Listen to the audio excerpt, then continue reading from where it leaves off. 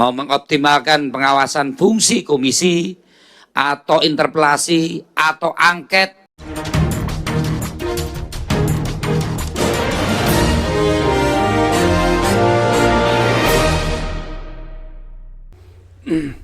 Selamat pagi para netizen dimanapun kita berada, salam inspirasi bagi kita semua ya. Kader PDIP menggaungkan hak angket juga begitu kan ya. Ini pertama kali PDIP menggunakan hak angket. Ini jelas ya, dan bahkan PDIP akan memimpin hak angket begitu kan ya. PDIP desak pimpinan DPR setuju hak angket untuk usut dugaan pemilu curang. Wow, ternyata PDIP sudah melangkah ya untuk bagaimana nanti hak angket ini benar-benar terjadi. Dia mengatakan harus ada hak angket. Kenapa? Untuk membuktikan apakah ada kecurangan-kecurangan yang ada atau memang ya sengaja dengan nuansa-nuansa seperti ini dibiarkan, kecurangan seperti ini dibiarkan, dugaan-dugaan sana sini dibiarkan. Maka ya, kader PDIP ini bersuara sekarang ini begitu kan ya. Jadi nggak tahu dari dulu 2019 kalau memang menggaungkan hak angket, PDIP tidak pernah setuju, dan sekarang ya sudah menggaungkan hak angket. Ini hak angket harus ya diusut dengan dugaan-dugaan kecurangan yang ada selama ini. Tetapi kita lihat saja hanya 3 partai yang kemudian mereka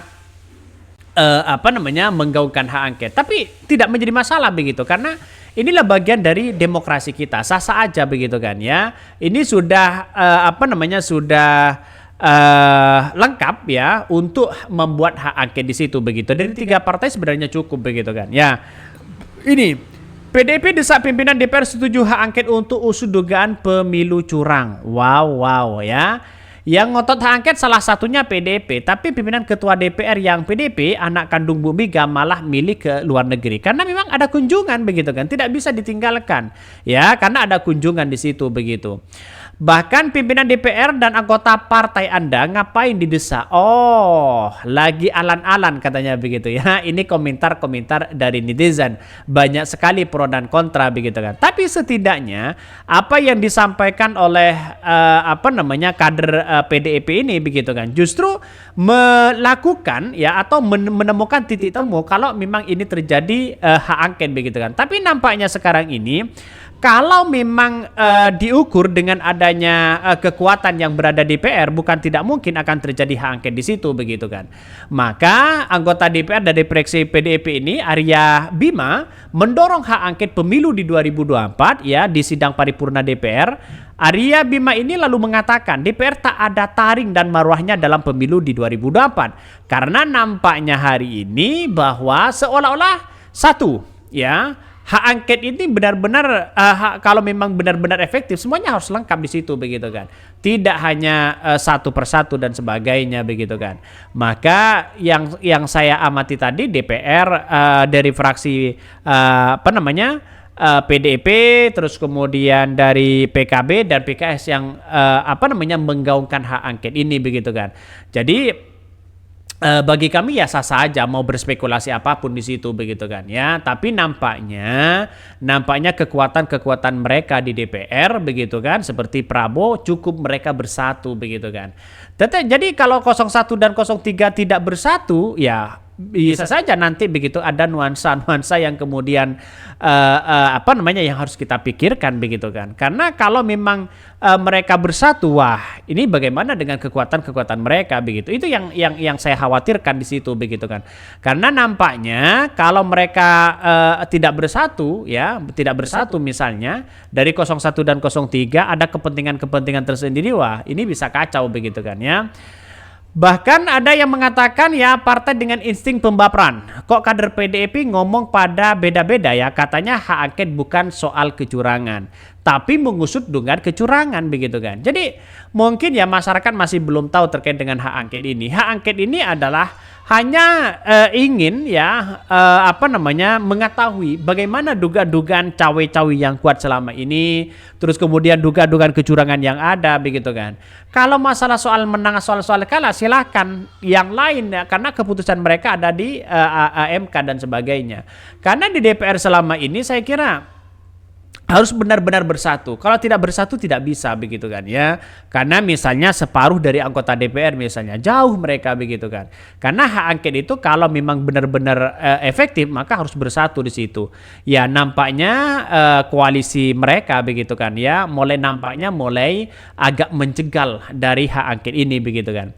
Ketua DPP PDIP Arya Bima mendesak pimpinan DPR RI untuk menyetujui penggunaan hak angket di DPR untuk mengusut dugaan kecurangan pemilu di 2024. Hal itu disampaikan di tengah rapat paripurna ke-13 DPR RI masa persidangan keempat ya. Kami berharap pimpinan menyikapi hal ini dan mengoptimalkan pengawasan fungsi atau interpelasi atau hak angket, kata Arya Bima ya saat rapat dari paripurna kompleks parlemen. Dia mengatakan hak angket bisa digunakan sebagai pengawasan agar pelaksana pemilu selanjutnya berkualitas.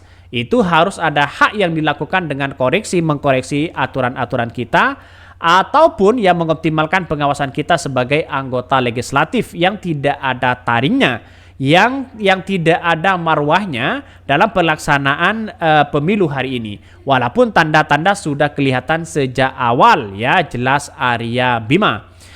Bahkan selain PDIP, fraksi PKS dan PDIP dan PKB juga ikut melakukan interupsi mendesak penggunaan hak angket di DPR. Adapun Ketua DPR Puan Maharani, Wakil Ketua DPR RI Muhaimin Iskandar tidak hadir ya dalam rapat paripurna hari ini. Sementara yang hadir adalah Wakil Ketua DPR RI Sufmi Dasko Ahmad ya di situ begitu kan. Artinya mereka seperti Caimin ya, seperti Puan itu kan tidak hadir di situ kan, berhalangan mereka begitu kan. Ya, karena nampaknya sekarang ini melihat dengan nuansa-nuansa politik ya seperti ini yang kita gaungkan bersama di situ begitu kan, untuk melihat ya apakah ada kecurangan atau tidak. Karena selama ini lihat saja prosesnya begitu kan di masyarakat. Ya banyak yang kemudian dugaan-dugaan kecurangan, bagaimana Sirekap, bagaimana KPU, bagaimana Bawaslu, apakah ada dugaan-dugaan kecurangan, itu yang seharusnya kita cari begitu kan. Bukan soal siapa yang menang, soal siapa yang kalah nantinya begitu. Karena pada hakikatnya hak angket itu sebagai bentuk kita ya power, kekuatan di situ begitu untuk mencari titik temu apakah mereka ada dugaan-dugaan kecurangan. Itu yang paling penting di situ begitu kan.